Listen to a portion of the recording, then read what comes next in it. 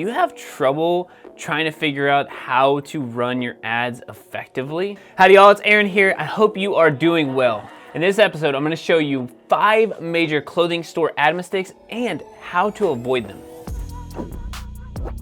As always, make sure that you grab something to take notes with and stick around into the end where I'm going to share with you why using a single image or video ads is the absolute worst thing that you can do right out the gate. All right, so number 1 is using interest targeting. Did you know that you can actually file a class action lawsuit against Facebook for their advertising right now? Last week, I was reading the article and it only backed up even more what I'm about to share with you. Interest targeting was off on its data by 33%. That's a huge chunk.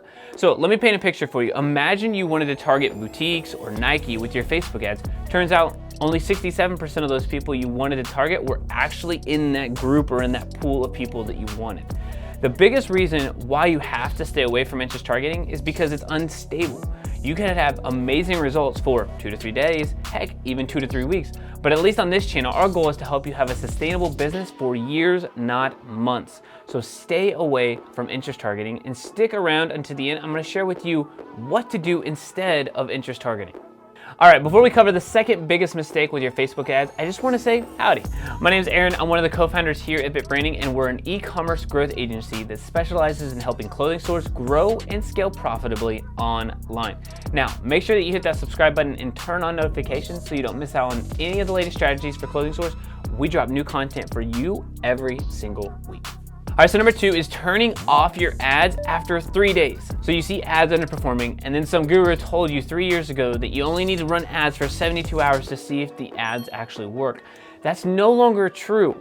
Since Facebook/Meta has a lot of data, or a lot less data rather, to find its winners, there's actually a lot of factors here. The amount of ad sets that you have, budget per day, and even your creative all have a factor here.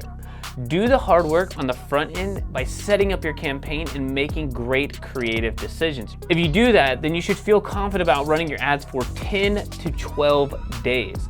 The last thing you want to do is make a decision too quickly and kill your chances of success. Facebook is like the stock market. In a lot of senses, buy and hold. This next mistake is one where if you miss it, you won't be able to make the right decision.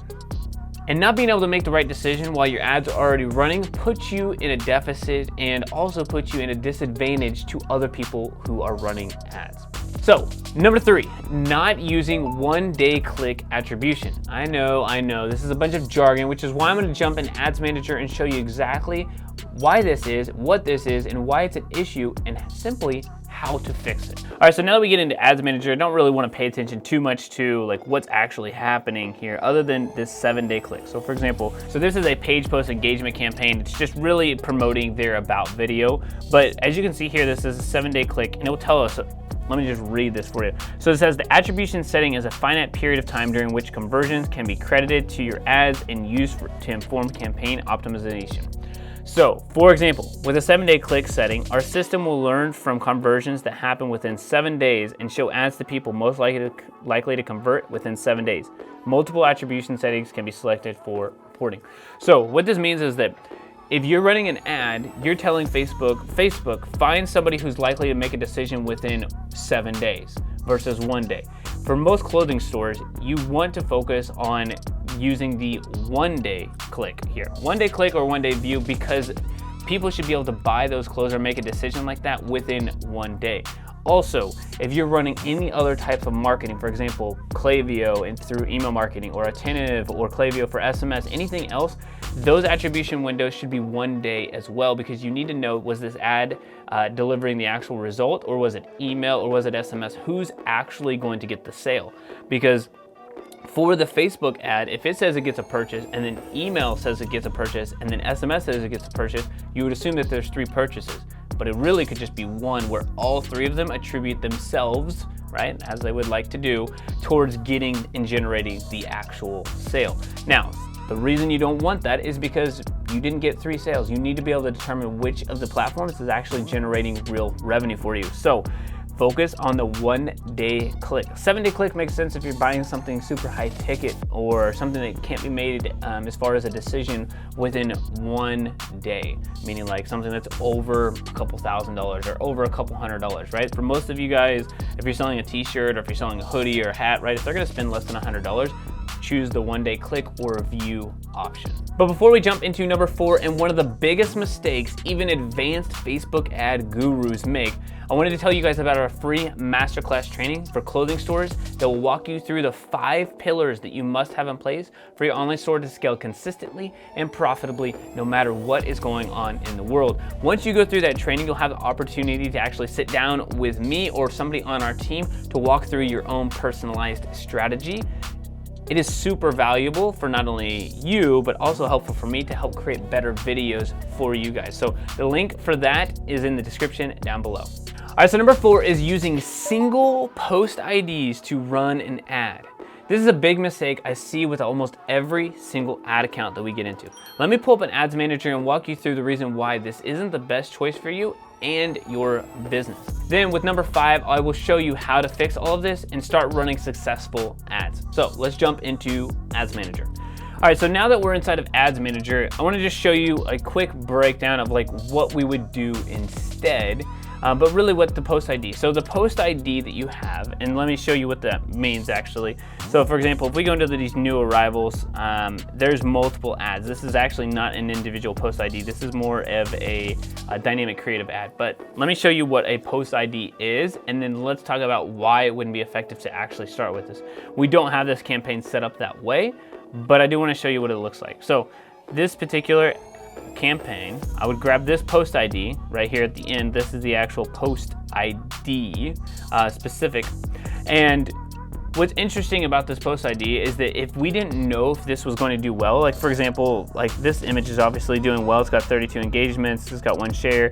I believe it has several sales, but what most people do is they take the image or they take the video and they use that single post ID, put money behind it and a lot of different interest targeting, which I mentioned earlier. And then if it doesn't work, which it likely won't because it needs a lot more time to be able to be successful, you run into the issue of never seeing success, which is why we have these several in here, which we'll talk about in number 5, like why this is set up dynamically and more so the process to do it. But imagine just testing, like say for example, we wanted to do this, we would test this post ID, we'd create a new campaign, and with that new campaign, what would happen is we would probably test like 5 or 6 different images and 5 or 6 different like headlines with those, and probably 5 or 6 different primary text, and we would do it all manually, and then expect that our budget of $100 or $50 a day or whatever is going to learn fast enough to find the right winning combination, which maybe in 2015, 2016, heck, even up to 2019, it probably would have worked. And in 2020, let me just touch on that for a second. 2020 was lightning in a bottle. And let me just also pull to the side here and explain like where we're seeing right now. So 2020 was lightning in a bottle as far as price or more so supply and demand. There weren't brick and mortar locations, so people shopped online, and we saw a huge increase in almost every online store. Like you could literally start something and be successful in 2020 without having a real brand because the supply was so low and the demand was so high. What happened in 2021 was we got rid of the iOS information or the iOS data, which is an Apple update that caused Facebook to get less data. If people had been running ads prior to that, they had still a bunch of data that was coming through. So it kind of lasted them until like August. And then we did okay because the 4th quarter started, and then we had Christmas and or Thanksgiving and Christmas, Black Friday, all of that, Cyber Monday, all in one time. So sales increased, obviously, because consumer spending went up. And then what happened is right after Christmas, so right after December, and into January and February, March of this year, March a little bit better, January, February, it just dropped because they don't have data, they didn't have a real business, and they were relying on ads that really weren't that effective, that was based off of Facebook being so good at its job that it would find the right people for them versus actually creating great content. So what we're seeing now, and we're going to continue to see, is a lot of people, a big exodus of people leaving Facebook ads, which is good for you because you have found this channel to stick around. But what you're gonna see is they're not gonna get the same results that they were getting. Now, don't let that discourage you because right? We're not looking at 100% growth month over month or year over year like we were before, but we can still have consistent growth. There's always an opportunity to grow online. But my point here is that most people were setting up their campaigns with a post ID, creating a new campaign just like this. Let's just say they did it correctly. They did it broad, and then we'll just say post ID for summer, I don't know. But they were creating their campaigns like this, and then they were going for purchase. Cool, that's great. But instead of doing dynamic creative, they would go to the ad and they would just say, all right, let me create an ad, use an existing post if they had it. If they didn't have it, then they wouldn't even put this, but they would just put in their information with no data at all and just say, all right, these are my 20 placements.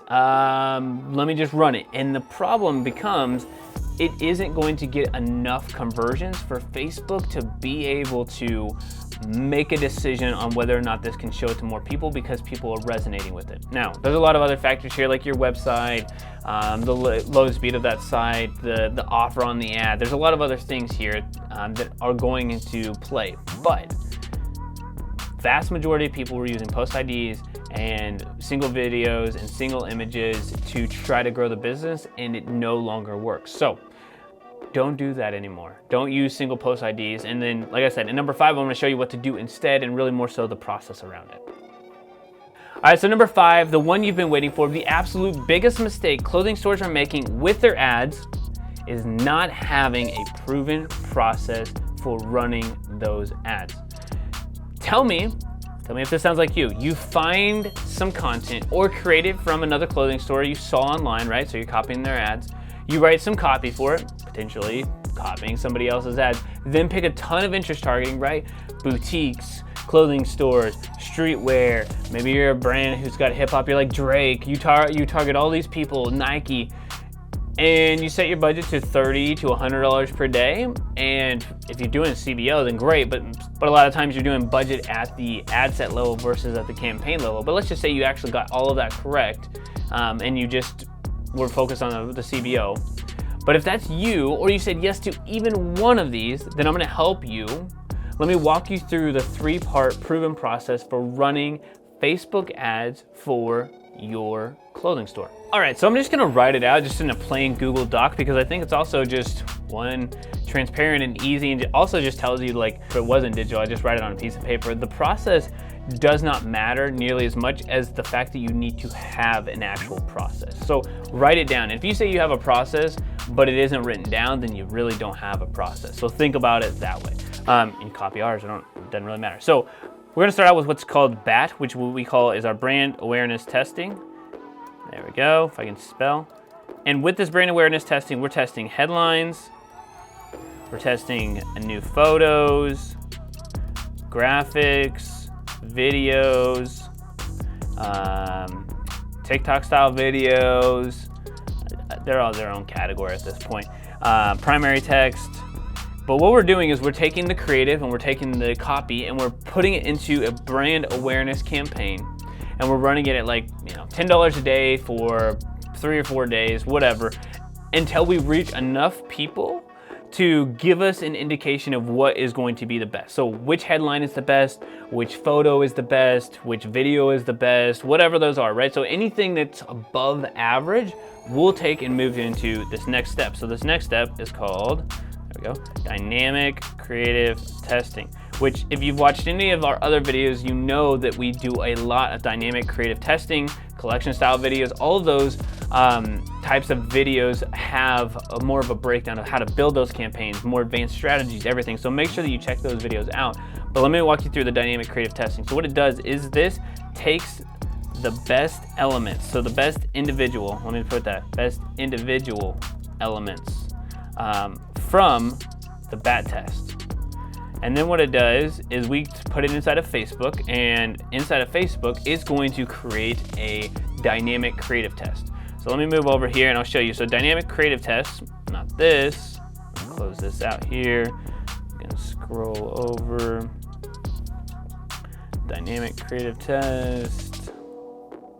All right, so the dynamic creative test, right? We can have 4 images in here. We can technically have up to 10. We have several different headlines, 2 different primary text and 2 different headlines. And what Facebook is going to do, and let me What Facebook is gonna do is take the best individual items from the BAT test and make a combination of the winners for dynamic creative. What's great is this adds social proof, and it also builds confidence with Facebook to deliver us results. Then, once we have results, meaning actual purchases, this is the important part, we move into our prospecting phase. And so prospecting, what we're focused on here is taking the best combination. So we take the best combination of elements and combine them into one post ID. And if you've seen any of our other videos, you know how to go and grab those post IDs. So the dynamic creative pops out the winning elements of the best headline, the best primary text, the best creative, and we can grab a post ID and then create it and put it inside of its own campaign. So we'll take all the winning elements and put it into its own campaign. The good thing here is that it keeps social proof, and probably the best thing possible here is it gives confidence to Facebook because the ad has already been running. And because it's already been running and it already has predictable results, when you take that winning element and then isolate it by itself and give it more budget, then it has a lot more of an opportunity to grow and scale. And since this process is repeatable, all you have to do is say, as soon as one gets into prospecting, you may, like from all of this, you may get one ad. Just like what you're gonna do with one post ID, right? You were gonna pick the one ad, but now we get one ad, and then we go back and repeat step number 1, step number 2, and then put it in prospecting, and then repeat again. And the goal is, if the level is 5, how do we get it to 6? And then the next time, how do we get it to 6.5? How do we continue to beat ourselves at every time that we're doing a campaign? Because what you're gonna find out is these types of images work, these types of videos work, this type of text works, so that you can continue to create things that are better and better and make the ads better and better each single time. So other campaigns that we run outside of prospecting, especially for those who are into the live selling world, right? So we do live selling campaigns. We do a download campaign, which is just more so for apps. We want people to download their apps. We also do retargeting when it's large enough. It makes sense. This really depends on the business, but really it's kind of like the last thing that you really need to do through retargeting. Facebook's already, it's a whole nother caveat here and a whole nother tangent, but Facebook's already doing a lot of the retargeting for you. But those are the other examples of campaigns that I would suggest to you. But outside of that, right, you only need 3 to 5 campaigns. If you go to your ads manager right now and you have like 10 or 15 campaigns, come back through here this video, watch this one again, and start simplifying your setup, because complex almost always loses to simple. All right, so I know this was a lot in this video, especially how to set up this part of the campaign. So if you have any questions, just drop them down below. All right, y'all, I do want to let you in on one major secret that is helping us give more data back to Facebook Meta and almost every tool out there to get better results and make better marketing decisions, especially in a down economy or when everybody else isn't doing as well. This is your advantage. We're using a tool called Attribution for all of our clients and our group coaching members, and this powerhouse allows us to see the lifetime value of a customer in 30, 60, and 90 days without you having to get out a calculator or make some guess about what it is that your customer is worth. So if you're interested in Triple Whale and really just want to find out a heck of a lot more about how this can help you grow your business and pretty much take away a lot of the woes and the pain of the iOS, then check out the link in the description down below on how you can use Triple Whale in your business. I wish you all nothing but success right now, and if you like this video and you're ready to learn more, check out this video next, and we will see you in the next video.